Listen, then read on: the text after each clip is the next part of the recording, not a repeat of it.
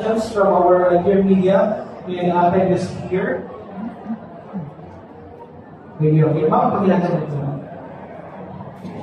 Hi, I'm Dora from the negosyo. My question to Sir or Madam, ano po yung this year po, ano yung pinakaiba na last year or yung mga nagkaraan makaroon po ng likha ng salita sa break para sa mga bagong attendee?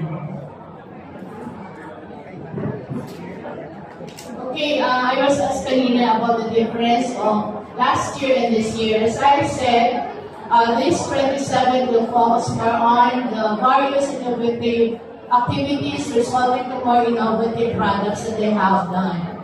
So meron po tayong mga bagong design prototype that they have introduced, even using the new innovative technology out on the short service facilities that we have given them.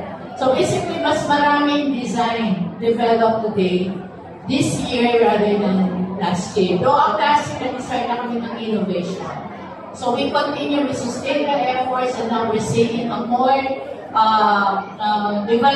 further developed quality, and this results in more competitive price and quality. So, ang ano natin, and the more focus we have on innovation, the more that we expect more products, prototype designs to be